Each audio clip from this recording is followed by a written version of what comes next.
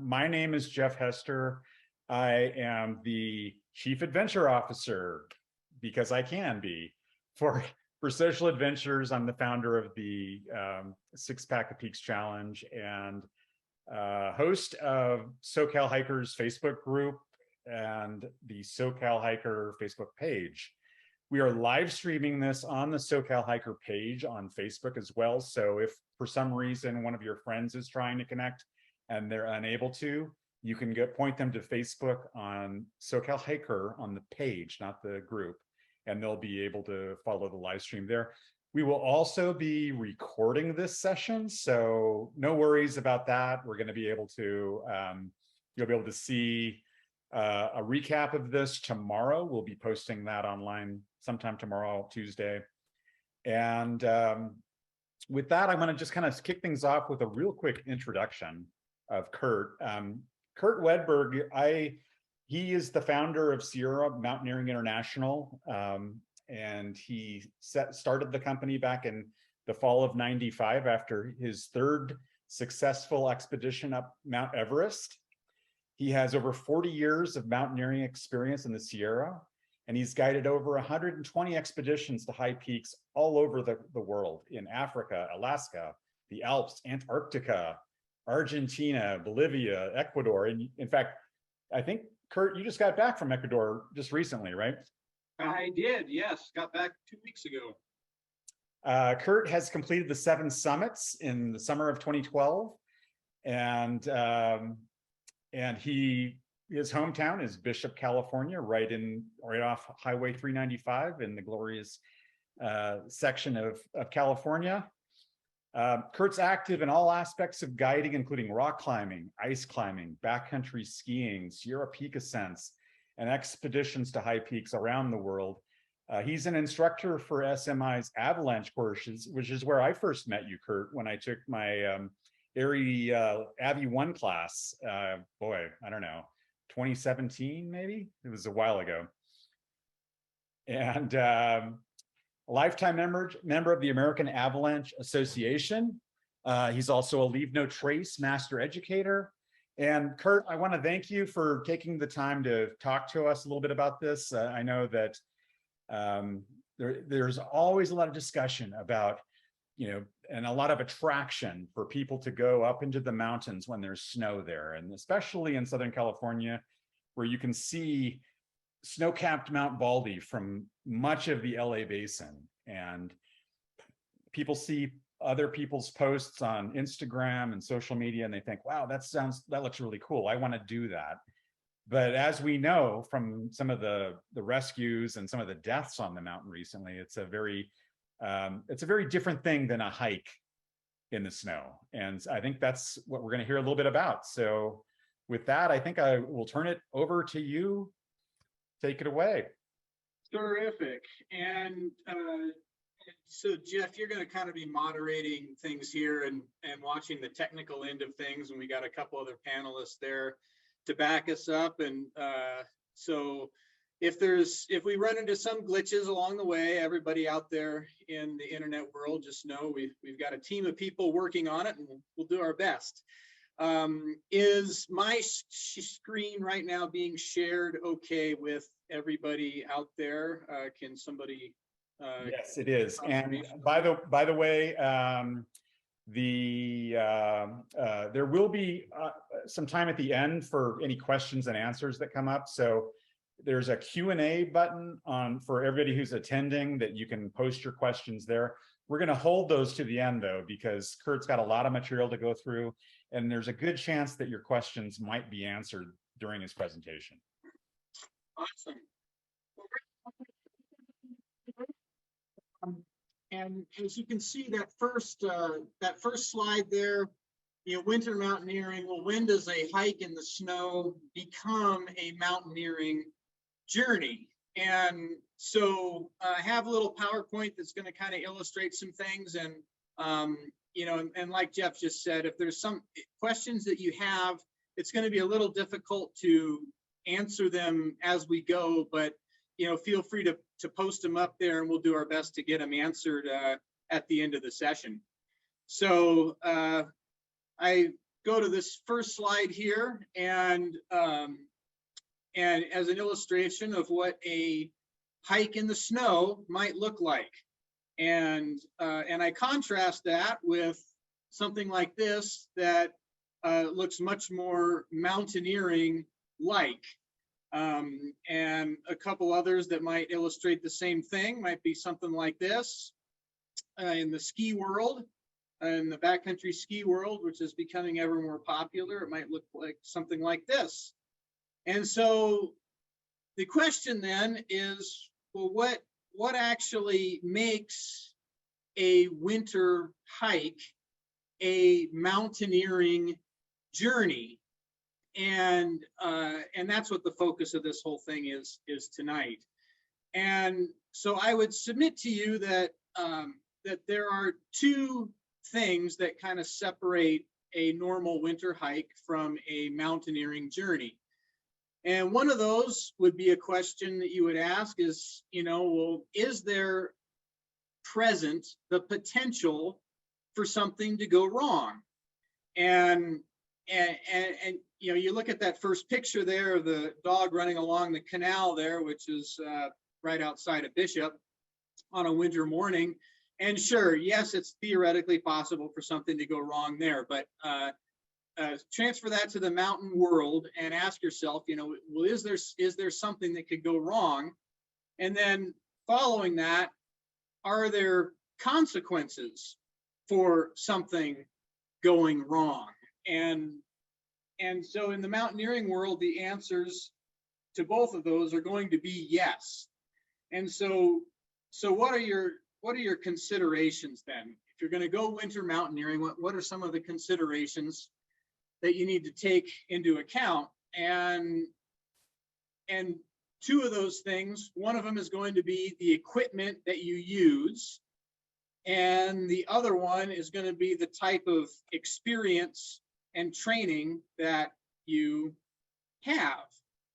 So I'm going to focus a bunch of these slides on our beloved Mount Baldy, because this has been the subject of many a question, and it's been the subject of or a location of many accidents.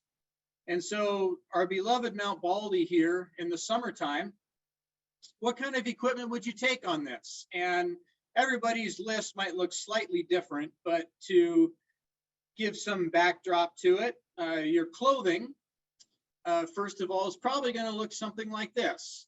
It's a summertime hike. You probably got t-shirt on. You probably have a pair of shorts on. You may have a long underwear top and a sweater or a light puffy jacket for when you get up high, and maybe a waterproof breathable layer in case the wind kicks up.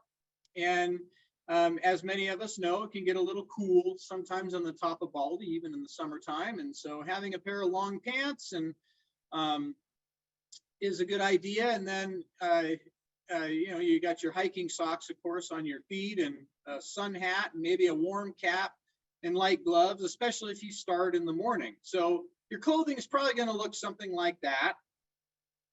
And then your gear, the rest of your gear is probably going to look something like this. You're going to have a pack, and that's going to be big enough to hold everything in that you're carrying that day. And your footwear is probably something along the lines of a light hiking shoe. And for some people it's a trail runner. For some people it's something with a little bit more support underneath. Maybe somebody has a high top boot that they wear, but something along that nature is what you're gonna have for this hike. You'll probably have a pair of trekking poles. Many people do. And you're gonna have some kind of navigation aids with you, whether that be a map and a compass and an altimeter, or in these days of smartphones, there are many apps out there that are popular, such as CalTopo or Gaia or some others. But you're gonna have some way of navigating to make sure you stay on the right trail as you go.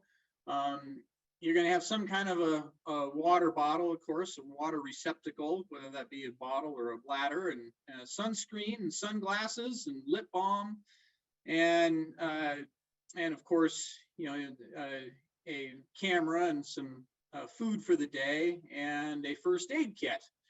And so for that, that probably doesn't weigh that much in your pack, and you got plenty of stuff there for a day hike on good old Mount Baldy or Gorgonio or San Jacinto or many other peaks in the Southern California area. And so when you get to the top of Mount Baldy, you still might be in your shorts and your t-shirt on a nice day. Maybe you're wearing long pants, or like I said, depending on the temperature, maybe some of those other layers will come out. But for any of you out there in the audience that have been to the top of Mount Baldy, this picture probably looks fairly familiar, and you may have one that looks quite similar to that. So that's your summertime gear that you're bringing with you on a hike in Southern California to a high peak down there. Now, when wintertime comes, your attire is going to look quite a bit different. And the terrain, of course, will look quite a bit different too. And that last shot and this shot are both on Mount Baldy. Here's what the summit of Mount Baldy might look like on a winter's day, and probably looks like very much like that right now. So how does that equipment look different from your summertime deal? Well, you're going to have a little bit more clothing with you for warmth. That the shorts and the t-shirt are probably not present. You probably have a long underwear top and maybe a couple insulating layers, a mid-layer top and a sweater, and some kind of waterproof breathable layer as well, whether that just be for snow or for wind or whatever else. And then in addition to long pants, you probably have another layer with you too, some long underwear bottoms and probably some waterproof breathable pants as well. And gaiters are an absolute necessity up there, so your feet stay dry. And warm cap, maybe add to that a balaclava and some heavier gloves in addition to your lighter gloves. So a little bit more clothing, and then the rest of your equipment might look something like this. A pack, again, big enough to carry everything you need to carry, and it's probably going to be a little larger than that summertime pack. Your footwear is going to take a pretty drastic change. You're now going to have a mountaineering boot that is crampon compatible, and we're going to come back to that in just a little while. Snowshoes, maybe not, just depends on what conditions are like up there. Other items you don't see in summer, an avalanche transceiver, a shovel, and a probe. Continuing on, we'll talk about some of this gear in a little more detail in a few minutes. Moving on from that, crampons and an ice axe.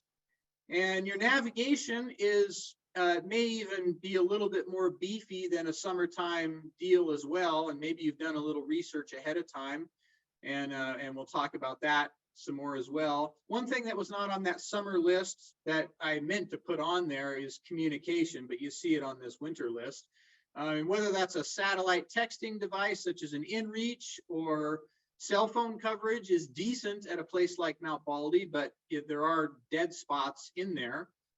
Historically, ham radios were always a great thing to carry back if any of you are been around long enough before cell phones and satellite texting devices were around. But some form of communication is fairly standard these days. And I know there's a few people that will hear that and go, oh, I've gone for 30, 40 years without communication in the backcountry. Why do I need it now? And well, the answer is, well, maybe you don't.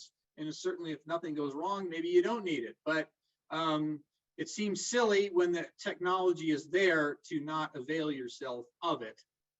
And a lot of people's cell phones are also their cameras too. So moving on, trekking poles, just like in the summertime, a lot of people will bring those, and they can be especially handy in winter for extra balance and such on the uneven terrain of snow.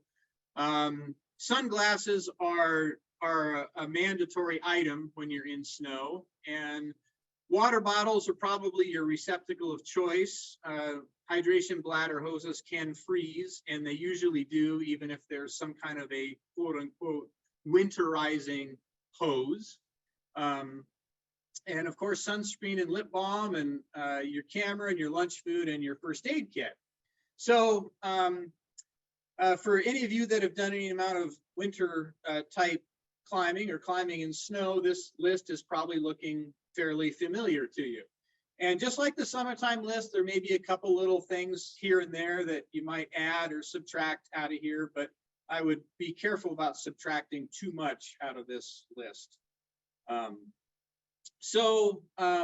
Looking back to that summertime list again, then we talked about equipment. Now, on that slide earlier, I told you there's equipment considerations and there's training considerations. So when it comes to training, and we're looking at a summertime hike like this, there's really only a couple things that that really stand out. And to remove all those items and highlight the ones that might be of something needing training would be these two: navigation and first aid. So when it comes to navigation, learning how to use a map and a compass and an altimeter are excellent. Now, I mentioned already, that smartphones these days, there are some excellent navigation apps out there, and CalTopo is one that I frequently use. But I've used a bunch of others. There's Onyx Backcountry, there's Gaia, there's Avenza, there's a bunch of them out there, and they all have their nice features. And I would definitely suggest, if you got a smartphone, you want to try using them, go ahead and start, take the trial versions of them and see which one works for you the best. They all have a little bit different interface and such on them, but learning how to use a physical map and a physical compass and an altimeter is also something I would highly recommend you do. And there are different ways of learning that stuff. There are lots of clubs and organizations that teach it. One of the prominent ones in Southern California is the Sierra Club's WTC course, which stands for Wilderness Training Course. An excellent group of volunteer instructors that volunteer their time to teach this every winter. It's a 10-week course, very reasonably priced, and you meet a lot of really wonderful people actually that are in there. A lot of like-minded people, and a lot of people that take this course end up having a ready-made group of friends to go on adventures with. So great way to go. In addition, there are guide services such as SMI here in Bishop that teach this stuff as well, and we'll go into the physical map, compass, and altimeter, and then integrate in digital tools and give you a great baseline of stuff for going out and navigating in the backcountry. So navigation, learning that stuff is very important, and I encourage everybody listening to this to not overlook the importance of that. Just the idea of staying found out there is a good way to prevent an accident from happening. And then the other part of that was your first aid kit, and a first aid kit, carrying one is great. Knowing how to use what's in that first aid kit is also really important to do.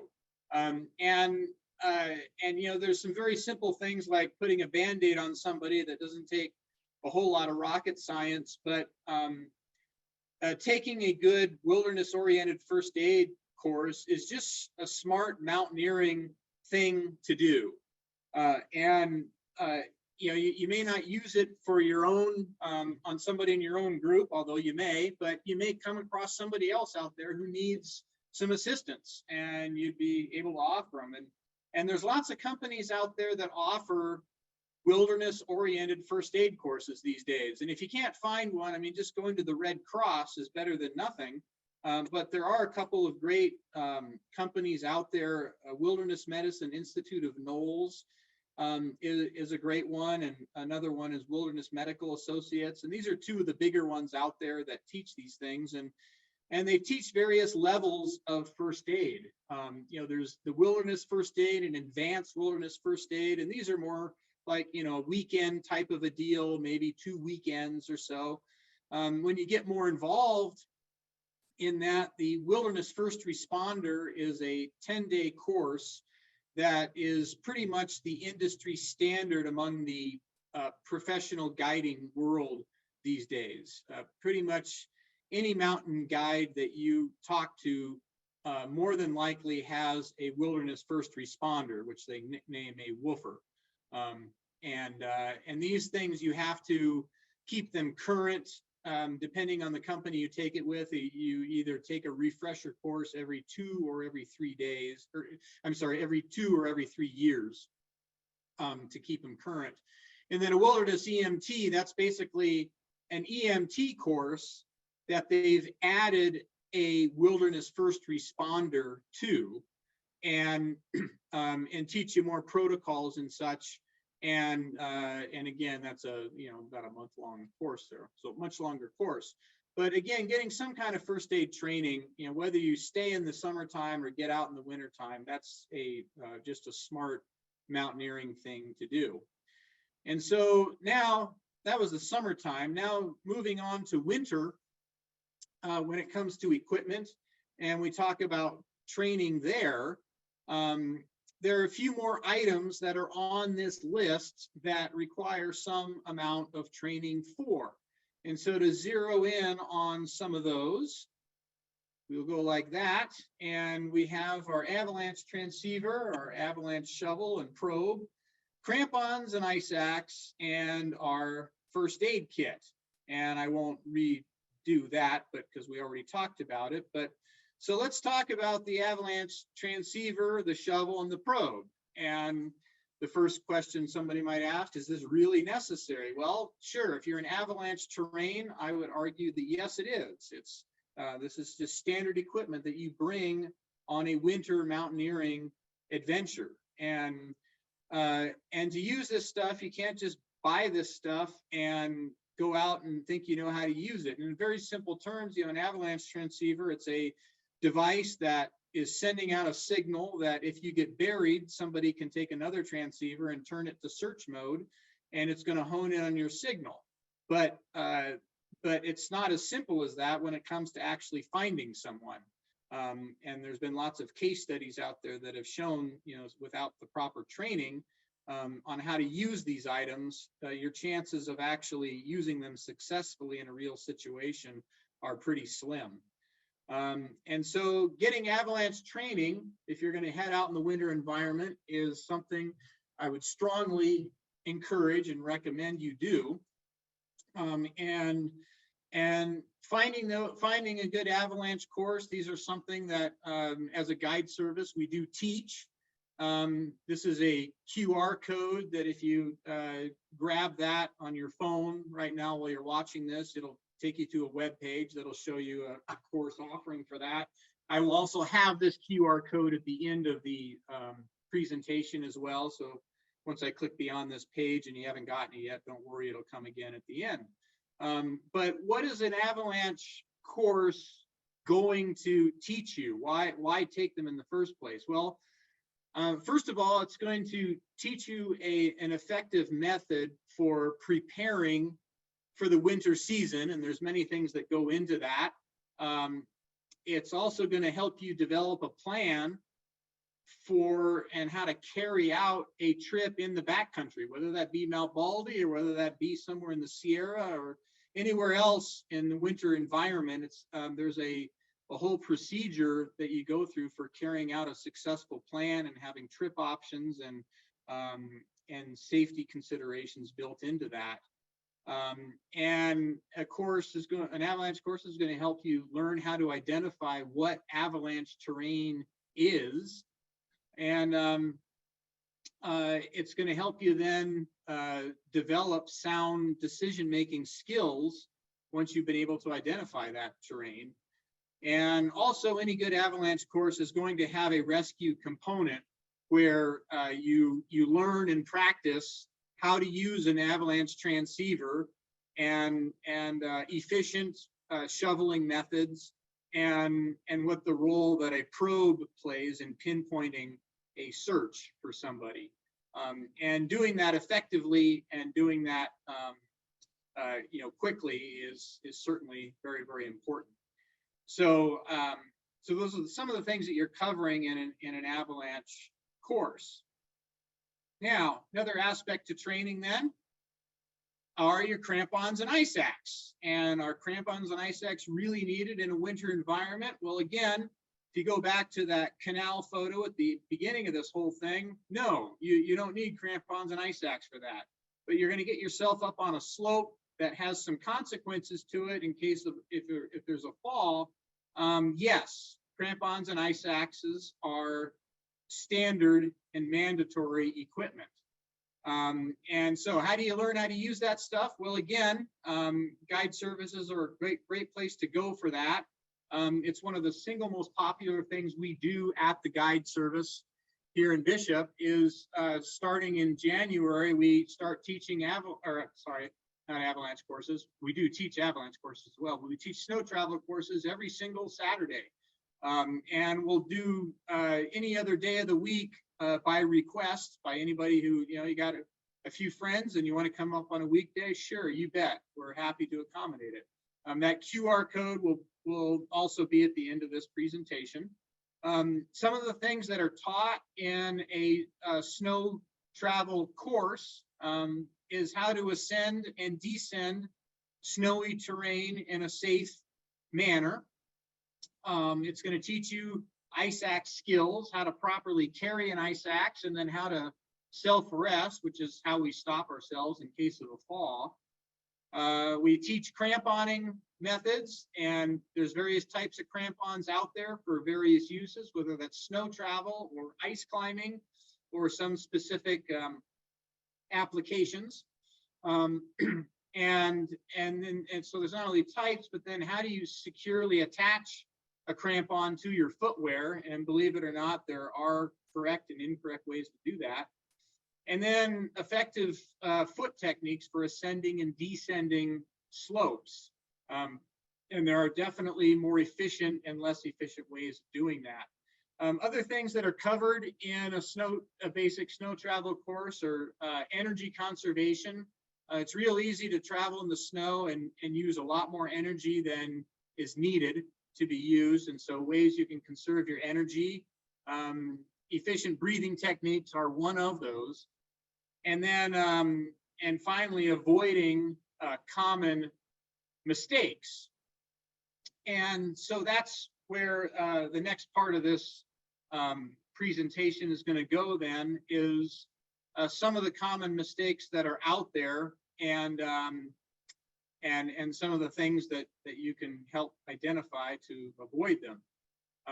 One of them, of course, is taking a good training course and getting some hands-on experience with that. But those of us that have been out in the snow environment for a while, and we run into people, especially in the Southern California mountains, it's really easy to pick out somebody who has a little bit of gear with them, but doesn't really know how to use it.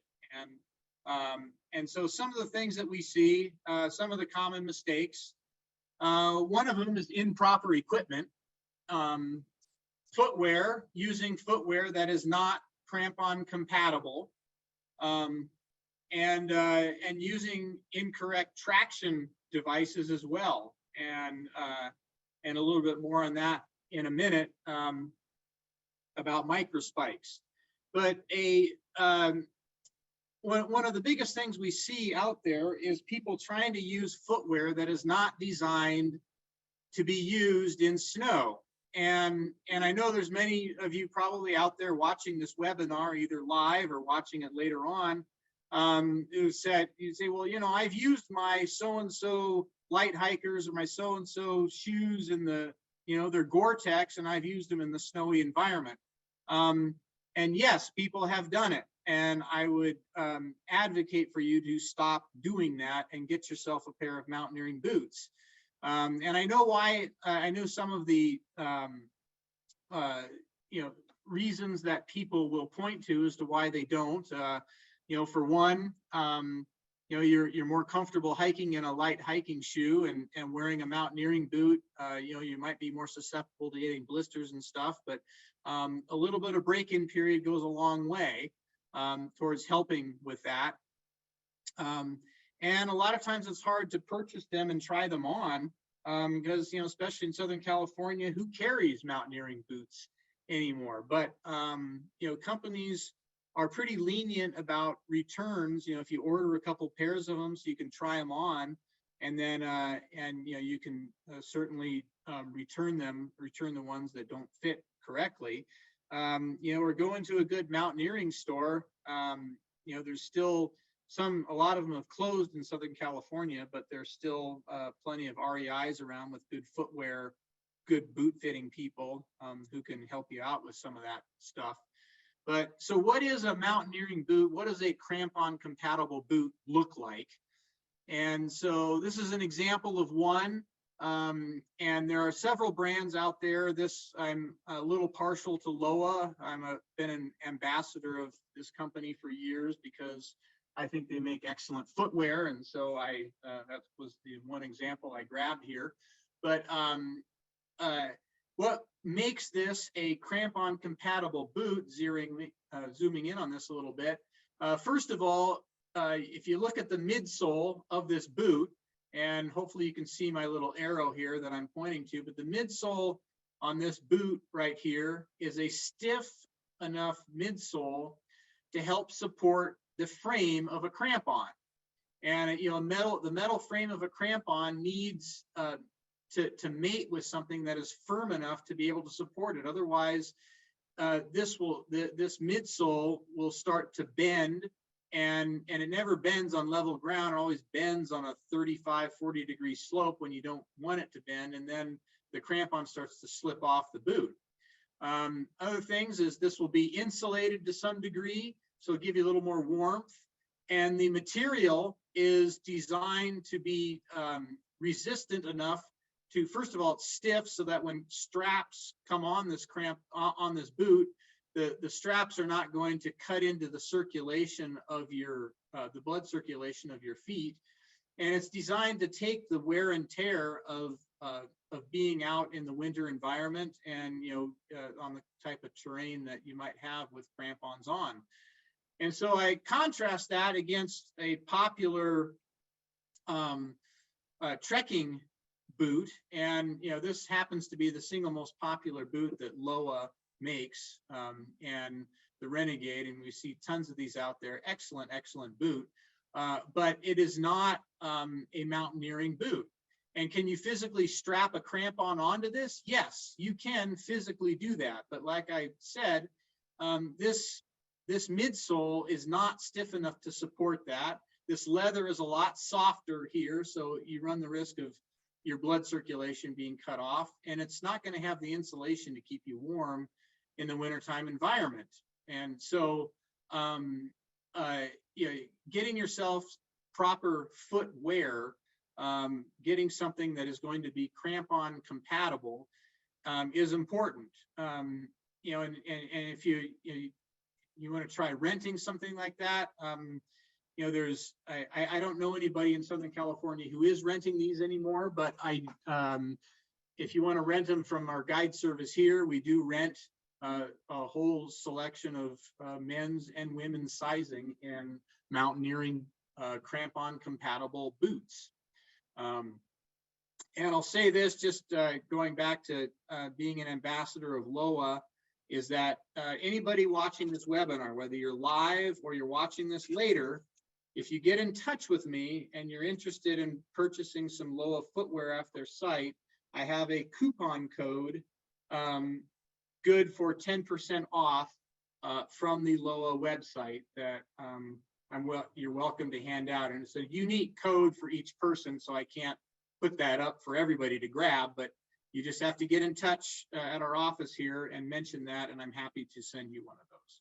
So crampon compatible footwear, one of the biggest mistakes we see is people not having that. So then the other one is using incorrect traction on them. And so this boot here is out of order there. I apologize for that, but moving on. So this is what a crampon looks like. And this is just one brand of them. There's several brands out there, but a crampon a real mountaineering crampon is going to have at least 10 points, but most of them will have 12. And that is 10 on the bottom there, and then 2 front points. And the majority of what you use crampons for in mountaineering is what we call flat-footed technique, which is the bottom 10, but it's nice to have a couple front points for the occasional steep step as well.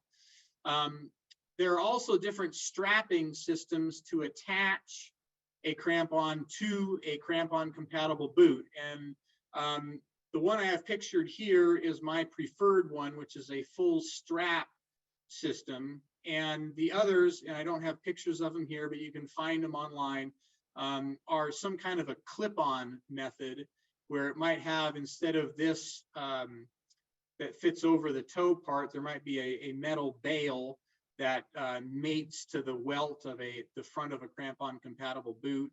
And there may be one in the back too, that instead of just something to hold the heel in place here, it's a clip-on method that clips onto the heel. But the reason I like the full strap-on version is that once you strap these on correctly, they are not coming off. A clip-on type of a crampon requires a much more precise fit to get right. And you can do it, but you have a lot less leeway in getting that right.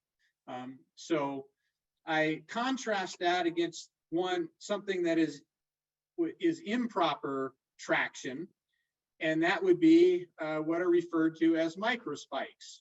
And microspikes have their place in this world. I'm not saying that they should be completely banned, although I will tell you this, that in full disclosure, I do not own a pair of microspikes. Never have owned a pair of microspikes, and I've been mountaineering for a good 40 years. Microspikes were originally made for putting on at your doorstep to walk out on your icy driveway to go get your mail in the morning. That was their purpose, and people have since tried to adapt them to going on to into the backcountry with them. And you can see this picture here that this company has for their microspikes. This picture is not on a steep slope. This is on some ice on a level slope. And on a level trail where you want a little bit of traction so you don't slip around on the ice, sure. If that's all you're going to be on, great. But if you're going onto any kind of a mountaineering setting where there's going to be consequences of a fall, a microspike is a completely inappropriate piece of gear that should not even be considered. And we see this a lot out there, and they usually try to strap them on some type of footwear that is not crampon compatible, just like this particular picture shows. But it's okay to strap a micro spike onto a shoe like this, but again, you're not mountaineering in these. You might be walking just on gentle level terrain, but you don't get on a slope that is going to have any type of a fall associated with it. And I also say, in full disclosure, I have known people who have been wearing these things in the inappropriate environment and have been seriously injured and killed from using microspikes. And so please, please, please, if you're going in the mountaineering world, in the mountaineering environment, do not use microspikes, even if you put them on a crampon compatible boot. You need to have the whole setup. You need a mountaineering boot and a real crampon to be going in the mountaineering environment. And so when you go then on a snow travel course, with a big beefy sole on these boots, even without crampons on, you're able to kick good steps in the snow. And that sole, the snow is going to refreeze underneath that boot sole and give you a solid platform to stand on. You're also going to learn how to carry an ice axe correctly, which is going to be in your uphill hand all the time. And some people ask, well, should I have a leash on my ice axe or should I not? There are reasons to have one or not have one. We talk about those in our snow travel courses. And so, efficient walking is important. And then, and then the main reason we're carrying that ice axe then is to stop ourselves in case of a fall. So learning proper techniques to stop yourself in what's called a self-arrest position. And you can see here, this person has used their big beefy boots here to kick in some good buckets that help give a good 3-point stance. So it's 2 with your feet and 1 with your ice axe. And this works in all different types of snow conditions, whether that's soft snow or harder snow.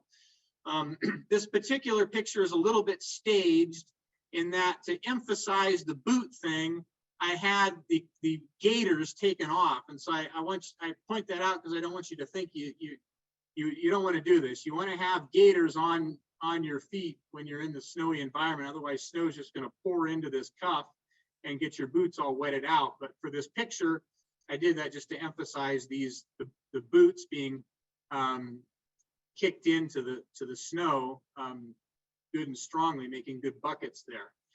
And learning how to do that, you can get yourself to the top of something like Mount Baldy with your ice axe and with your crampons, and get a great summit photo like this. Another thing I did not have on that list, by the way, that I'd highly recommend is a helmet. If you do get into a fall, this will help protect your head as well. And so I apologize, that should have been on that list. So there it is, your helmet. The most important organ in your body is the body that dictates everything else you do. And if that organ in your body is not smart enough to protect itself, then it's really not all that smart. So, common mistakes. Moving on, substituting a SelfRes ski pole for an ice axe. And now some of you are looking at that and going, well, I don't even know what a SelfRes ski pole is, but I will show you one right now and talk about it. But first of all, the ice axe. What does a good ice axe look like? This is one of many varieties, but a good one at that. And zooming in on this a little bit, Black Diamond Raven.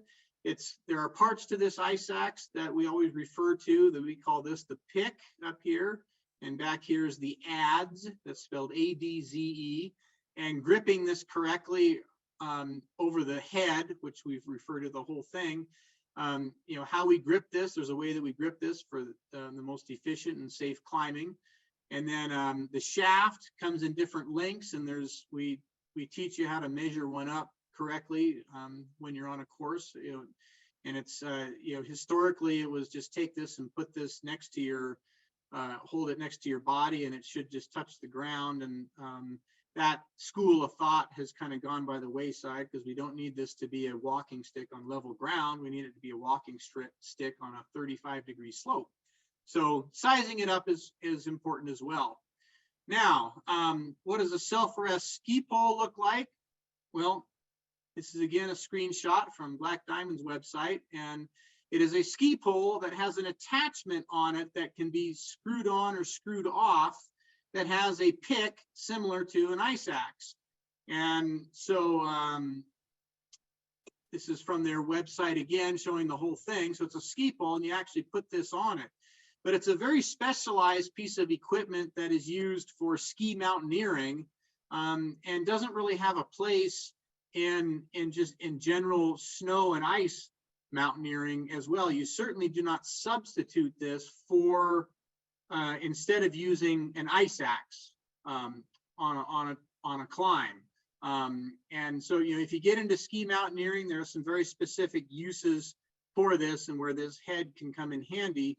But again, do not try to substitute this for an actual ice axe.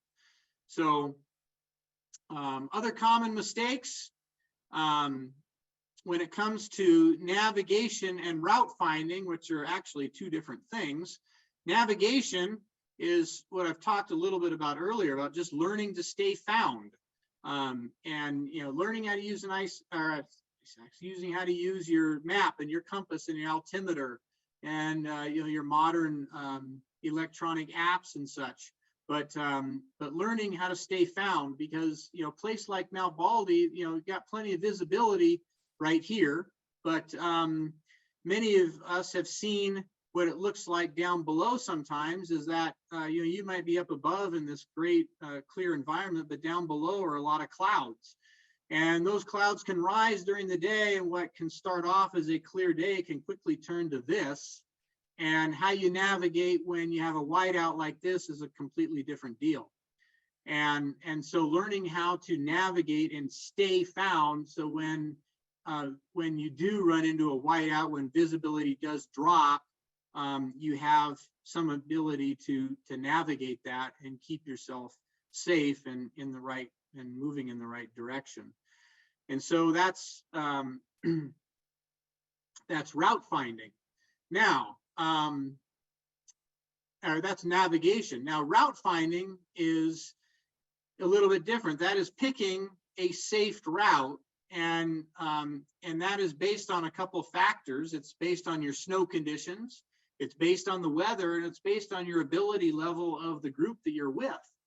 And so taking away all this wording now and just showing you this picture of our beloved Mount Baldy Bowl here, you know, it's a great wintertime environment up here, but there are many, many routes up this mountain. To give you some orientation, down over here is where the trail is, and the approach trail comes up here, and then it gets into this bowl area. And, you know, we've seen people just get onto this bowl and then just start going straight up like this, you know, and getting themselves into one of these chutes up here. And that might look attractive and inviting, but without proper training and skills and knowledge, this can be a very dangerous place to be. There are people who have been killed up here by rockfall coming down off of these pinnacles and striking people. And in addition to that, there have been people that have gotten up here and then slipped and fallen, not knowing how to self-arrest, and then had big long tumbles down. Another thing when it comes to clothing, by the way, is the type of clothing you actually wear when you're on a slope like this. You know, you might carry a waterproof breathable pant with you, but that would be for inclement weather. When you're climbing a steep slope like this, I don't wear any type of waterproof breathable nylon. And why don't I do that? Because if you take a fall, you immediately turn into a human torpedo with that slick surface going against the snow and giving you a great sliding surface to slide down. And there have been people that have taken very, very long falls coming off of these pinnacles and falling a good 1,000 feet or more, and ending up down on the rocks here, getting seriously injured and evacuated and dying from that. So is it inappropriate to go up something like this? Well, not necessarily, but again, with the right training and experience, it could be okay to do. But just because you see somebody else doing it, don't just start following them up without knowing what you're doing. These are also very avalanche prone slopes all in here, all up in here. All of this can be avalanche prone areas. And so, you know, where do you proceed from here? Well, maybe there's nowhere to go. Maybe it's not safe to go. Maybe it's not safe for you or somebody in your group to go there, but maybe it is. Maybe one of these areas is okay. The standard route actually goes underneath this bowl and goes right up against and out of this picture on the left skyline over here. There's a whole forested tree area in here that you can switch back up, and it still requires some knowledge to do, but you know, you have to you know, it's another option to do, and it keeps you out of this avalanche prone area. So you know, there's route finding, which is different from navigation, but knowing both of those is critical to having a safe and successful journey out there. So as we kind of wind down this webinar a little bit, you know, whether you're up on Mount Baldy or whether your adventures take you to some place like our beloved Mount Whitney here in the winter, you know, using the proper skills, the proper techniques, and applying the right technique to the right situation you can end up having a lot of fun and having some great adventures. And getting summit photos such as this one in the top of Mount Whitney there in the middle of winter. This is a picture of a group I took to the top of Mount Whitney at the end of March of last year. So very possible, again, with the right techniques and applying them and training and all that. But you don't go to a place like, say, San Gorgonio and put on improper footwear and tromp around in the snow and say, okay, I've been to Gorgonio and I'm going to go to Whitney. There's a lot of steps you take to get to that point. And it takes a little bit of dedication, a little bit of time commitment, and certainly there's a monetary involvement too, of acquiring the right gear. But just like anything else you do out there, whether it's skiing or you're going to go ice climbing, you're going to go hiking, it all requires the proper equipment to do it safely, and that can be critical to having a safe experience when you're out there. So getting back to that original question that we posed, when does a hike in snow become a mountaineering journey? Hopefully I've answered that to some degree. And for those of you that did stick around long enough, I told you those QR codes would come back. And because you stuck around till the end, there's also going to be a little discount code there for you.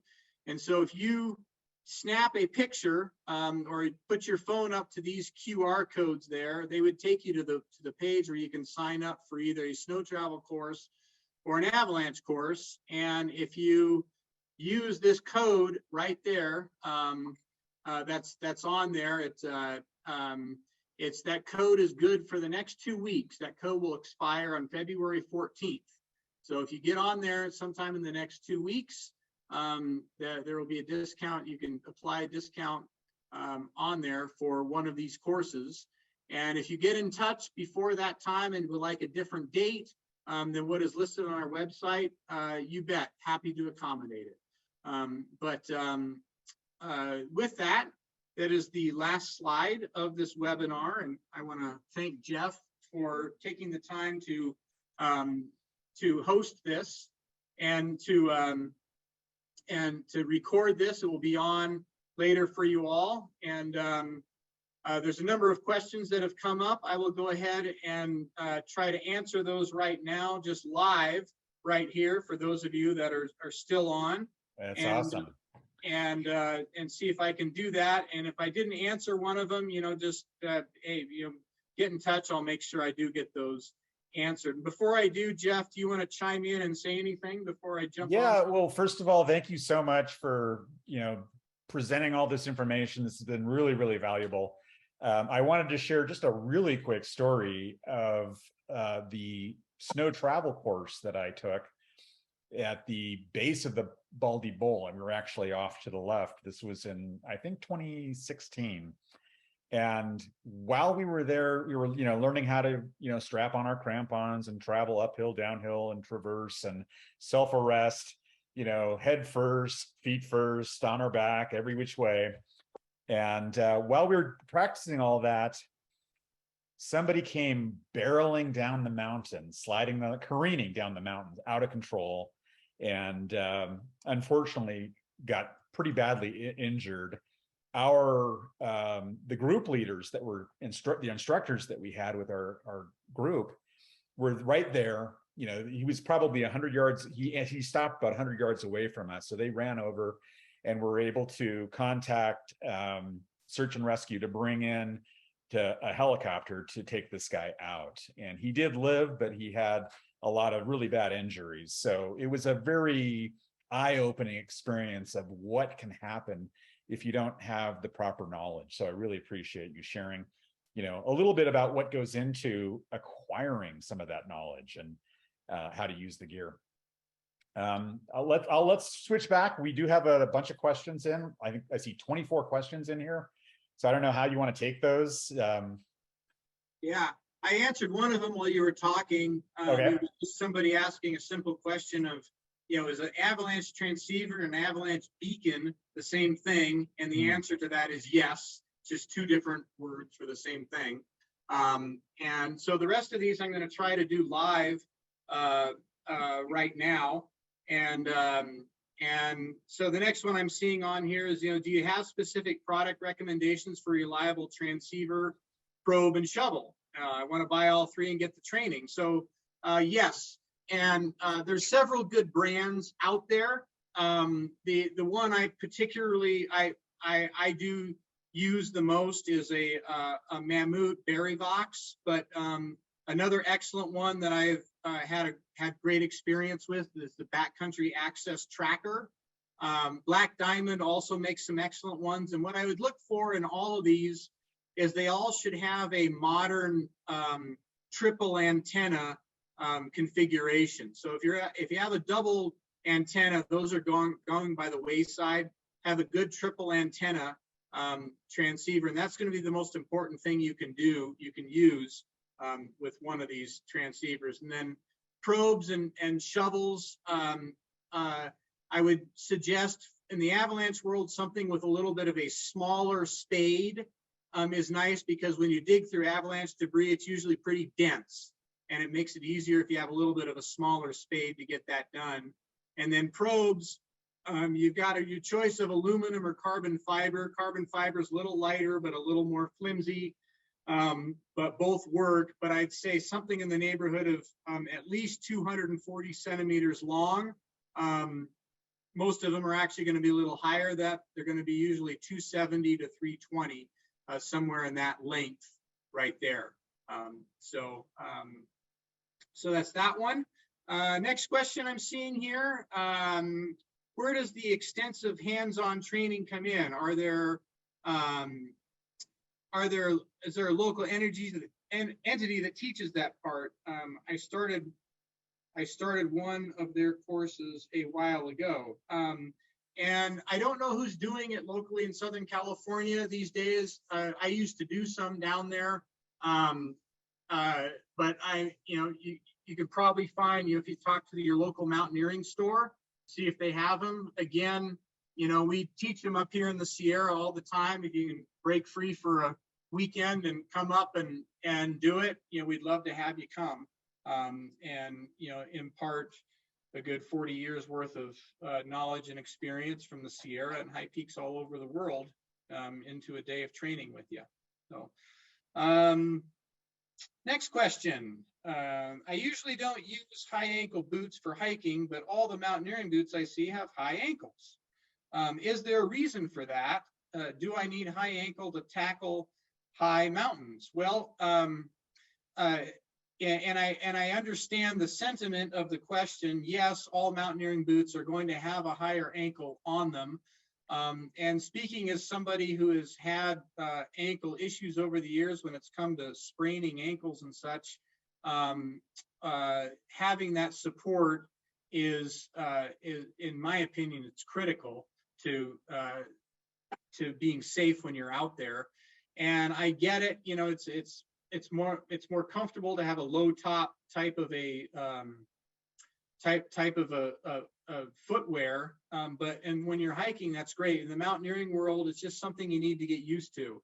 And when it comes to yes, there's blisters and such that can come with that, but usually if you get out and use them a little bit, those problems work themselves out. But if they don't, at least where those hot spots are. You can tape them up ahead of time. But the support that they're going to give you is far superior to anything that a lower topped piece of footwear is going to do for you. So next question, Jeff Kurt, can you explain why microspikes will not penetrate the thick snow patch to reach the ice under it, rendering it useless? Well, couple things. For one, it's not necessarily the microspikes, but the soft footwear that will not penetrate. You need something that's got a little bit more beef to it, and a crampon compatible mountaineering boot is going to penetrate that snow a lot better. Microspikes don't have any front points on them that don't give them that ability. They also will cake up with snow underneath them a lot easier. And the microspikes, they don't have that long of a point on them. And so it doesn't take much snow caking up underneath them to render those points useless. And I do have one particular friend that sadly passed away by using microspikes, and he got onto terrain where they did cake up a little bit, and then he slipped and took a long tumble, and it was on Mount Baldy where it happened. And so I just reiterate, I know people use microspikes out there. If it's just a walk in the snow with no consequences of a fall, sure, microspikes can be great. Do not use them for mountaineering. If there's any type of terrain where you can have a slip or a fall, they give you a huge false sense of security, and they can be pretty dangerous and get you into a bad situation that can lead to an ugly fall. So next question, what material do you wear inside of nylon, etc., for friction if to fall down a hill? So great question.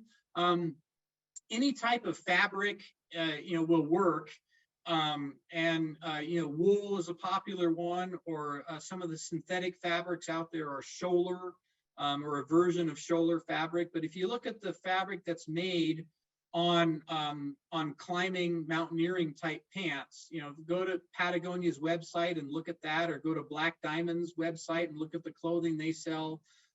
As just two examples, many other companies out there, Mountain Hardwear, Mammut, Marmot, all these big clothing manufacturers, they make climbing specific, mountaineering specific pants that have a lot more friction to them if you do take a fall on the snow. And you put a pair of long underwear underneath a pair of good climbing pants, and that would do you for any climb in the Sierra and actually much higher peaks all over the world. I just was in Ecuador's volcanoes a couple of weeks ago, got to the summit of Cayembe, which is 3 feet under 19,000 feet.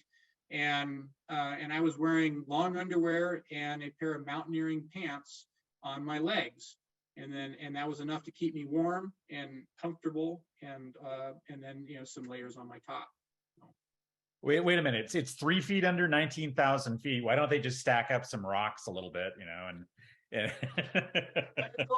snow on the top. That's why. But as long as you're over 3 feet tall, then you technically you're over 19,000. Yeah. Okay. That's right. So, next question. Do you ever take your classes up to Mount Baldy and do guided trips? Yes, I have done them in the past, and it is possible to do them in the future. The problem is usually just the timing of it, because we get so many people that are doing them up here, breaking in instructor free to go down there and do them, has become increasingly difficult for us to do. Is it impossible? No. Get in touch with us, and I certainly do what I could to work something out with you or a group of friends. And some of the pictures I showed you in this webinar are from training sessions I've done in the past down there. So no, it's not impossible, and I get it. It's a closer drive for you guys to go out for the day there. Makes a longer drive for us. Not that I'm not willing to do it. It's just it's the timing issue. And so if you get in touch, we'll see what we can do to work something out for you to help you get that training.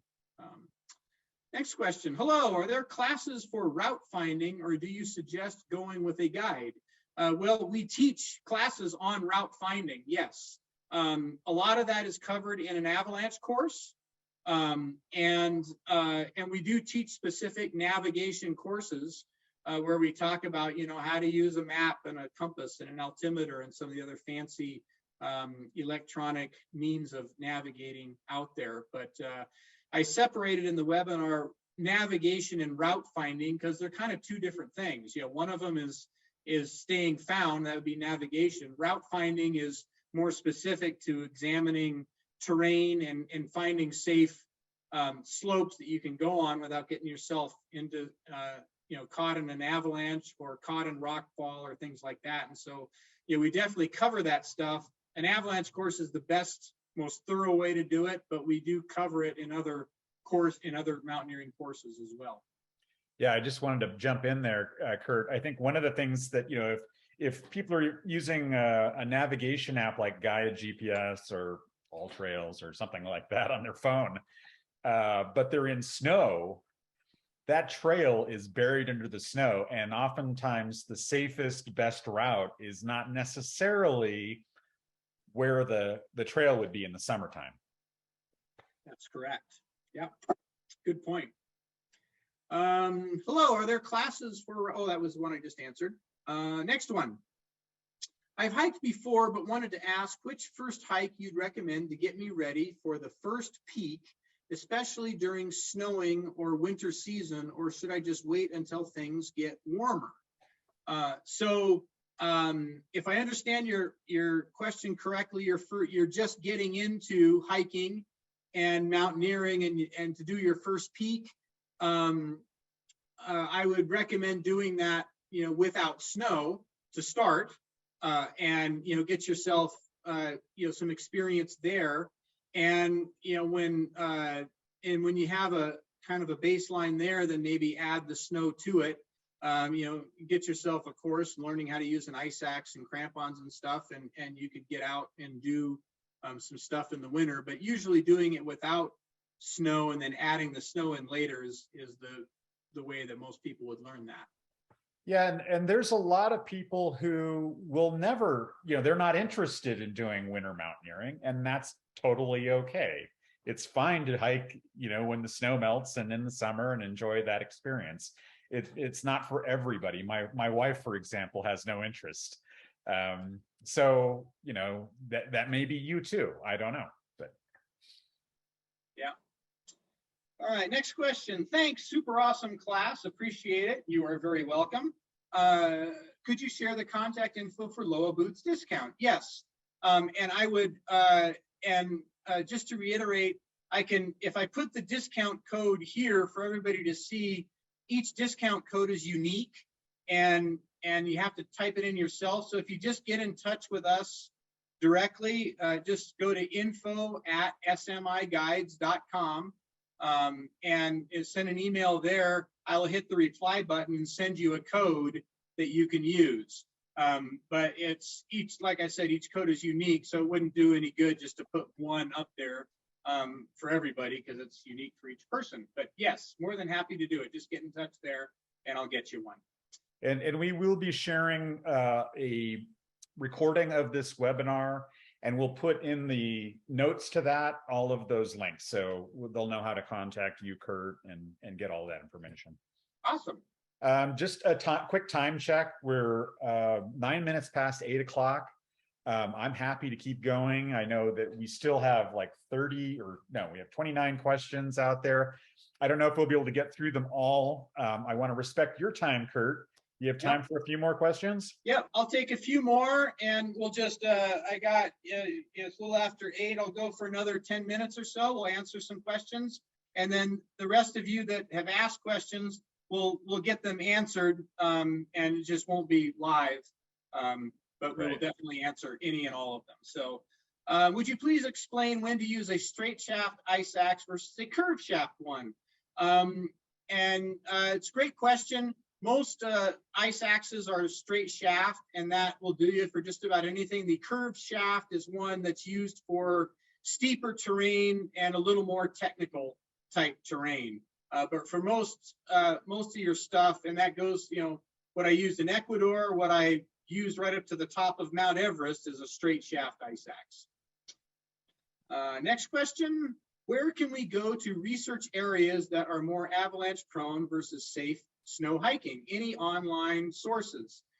Yes, if you go to avalanche.org, there is a list of avalanche centers all over the country that are, and then you can click on the area of the map on the area of the country you're looking for, and there are certainly going to be some resources there for you.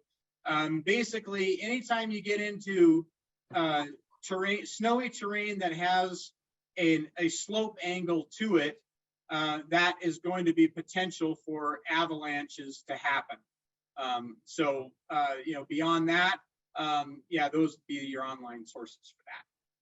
Yep. Kurt, our community manager Emma just reminded me to say that there is, when the webinar is over, there will be a link to a survey where if you have a question that we didn't get to, or you didn't post your question in here for whatever reason, you can leave it there, and we'll also make sure those get answered as well.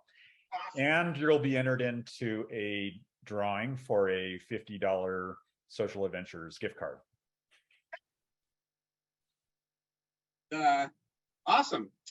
So let's see. Next question. Does SMI Area 1 Avalanche courses require backcountry skiing skills? Can we attend using crampons and snowshoes? Yes, you can. Whether you're snowshoeing like Jeff was, or whether you have a skis with skins, or whether you have a split board with skins, we are welcoming to all. So yes, come on, come on.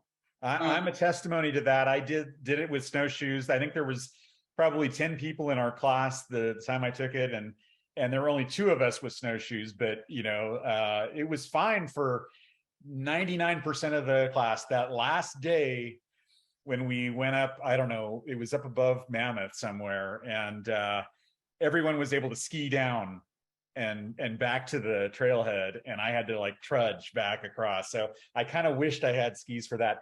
I wasn't skiing, and you'll be happy to know that I've taken ski lessons. I now know how to ski. I'm not doing backcountry skiing, but I am, resort skiing for now. So maybe someday. Nice. Yeah. Never too old to learn. If you want to do some backcountry skiing, you just let me know. Yeah, for sure. That's where I'll go first. Yeah. All right, next question. Would you be able to share the slides? Yes. Well, Jeff is going to share this whole presentation later, and there'll be a link to that. And so, yeah, you bet. Next question. What are the slope conditions that indicate the transition from backpacking over snow, like on the PCT, to where technical climbing knowledge, skills, and gear are required? And I just go back to what I said earlier about just slope angle and consequences of a fall. If you're just on a trail, a lot of the PCT is going to be just fine. But when you start moving up into snowy terrain where you've got steeper slopes where a fall can occur, now you're getting into needing to know some climbing knowledge and skills and gear to do that. And people that are going on the PCT this year, there's going to be people that will hold off and go a little bit later to avoid some of the snow. Those that do go early, there will be some that are going to try it without the proper gear. I know that's going to happen. I'm not naive to that. But there will be others that will go ahead and put on some heavier footwear and bring that gear with them. And when they get through the high altitude part of the Sierra and move on, they're just going to get to the nearest post office and mail that stuff back home to them and go back to lighter footwear. And that's how they will pull that off. Next question. Thanks for the seminar. You are very welcome. We will be doing Shasta in June. The girlfriend has no mountaineering equipment experience. We'll hit you up, Kurt. Well, thank you. Would love to have you hit us up. Awesome. And thank you for attending. Next, what is a regular moving speed in general for the snow mountaineering over 10,000 feet and regular flat snow terrain below 10,000 feet? Excellent question. That can vary a lot depending on snow conditions. When you have firm snow that does not sink underfoot, you can move almost the same as if you're on a trail. When snow starts not supporting your weight and you sink in more, your pace slows down quite a bit. And altitude, like you alluded to there, does play a part in that because you tire out quicker the higher you go in elevation. And there is no hard and fast rule there, but what I would say is I would start by, looking at, going out there and trying it and starting to time how far you move in the first hour. But it's, and when it goes real slow, it might be as slow as 300 feet an hour. It could be more like 1,000 feet an hour, or it could be more. It just depends on what the snow conditions are like. Your fitness level plays a part in that too. But a lot of it really has to do with your snow conditions that you're in. And so there is no hard and fast rule on that. Just get out there and start trying it, and be very conservative the higher you plan your trip, and then go from there. And the more you go, the more you're going to learn and know. So, next question. Thank you for hosting this. You are very welcome. What would be an adequate experience, hypothetically, to climb Baldy Bowl during winter. And I'm guessing what you mean by that is what would be the adequate mountaineering experience to safely go climb it. And what I would say is, besides, being comfortable with hiking and carrying a pack, getting onto snow, just knowing how to use an ice axe and how to use crampons and how to use some of that gear first with a good snow travel course would be a good place to start. And then beyond that, being very conservative when it comes to trying to size up avalanche conditions. Not just Baldy, but there are many places in Southern California where avalanches do happen. And you don't want to get yourself onto an avalanche prone slope without realizing it. So yes. Let me just throw in like a follow-up question or related question. Sure. What are your thoughts on solo winter mountaineering? So it's a great question. When it comes to soloing, your margin for error is a lot thinner than it is if you got people with you. And are there people that go out there and solo? Sure. But you look at some of the accidents that have happened this winter. There's even a famous, pretty well-known actor who disappeared, and I don't know if he's still been found as of yet. Now, and he was experienced. And actually, as a side note, when both me and my brother and sister have all worked at the former Adventure 16 store, and my sister was a cashier in the West LA store for years, and she saw that actor come in many times and chat up the employees and everything. He's a very experienced guy, but without anybody there with you, your margin for error is slim and none. So should you never do it? I'm not going to tell you that. Everybody needs to make their own decisions when you're out there. But boy, again, your margin for error is very, very slim if there's nobody there that is with you. So, let's see. Next question. Thanks, Kurt and Jeff. How do you gather enough information about whether a mountaineer trail is feasible? For example, if I want to go mountain to I'm guessing this means to climb Baldy now, what necessary information should I gather in advance? Again, knowing the skills that we just talked about is going to be your first place to start, and then just getting up and, it's a comfort level thing. As you start getting onto that terrain, you need to know, if it starts getting to be steeper terrain and a fall happens, can you stop yourself from it? Can you stay safe in that environment? And if you can answer yes to that, great. But if you can't, when you get into there, that's where people turn around, and that's where you should turn around. And there's no shame in turning around, because you don't feel comfortable on the terrain. People do it all the time, and that's how you live to climb another day. So. Is there a story that you can share about a time that you turned around because of the weather or the conditions, or maybe somebody in the party that you were with? A place like Mount Baldy, for example, that I have been on that mountain over 250 times since I was before I could even walk. Actually, I've been going up there my whole life, and had a father who went up there, not long before I was born too.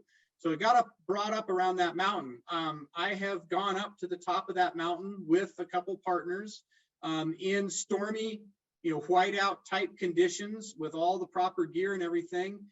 And we have summited that mountain and gotten back down safely.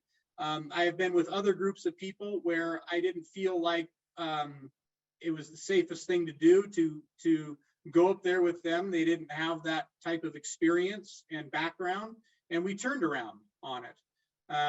Sometimes it's just a gut feeling. Sometimes the people that you're with. To give you a recent example, I was just down climbing in Ecuador's volcanoes, and after summiting one 19,000 foot mountain, we went to another one called Chimborazo. Conditions looked great that morning. We got up. The summit of that mountain is 20,702 feet. We got to about 18,500, and the guys I was guiding up there looked at me and said, I don't really want to keep going. And I said, well, you looks like you're doing fine. You guys, you seem physically, you're doing well. And, I have no problem taking you guys higher on this if you want to go. And I said, I got a wife and a daughter at home, and I just feel better if I just turned around right here. Okay, fair enough. Then there's no shame in that. We turned around, went on back, and we all are happy, and we live to climb another day. So happens all the time. And again, there's no shame in doing that at all. All right. Just another quick time check. It's 8:21.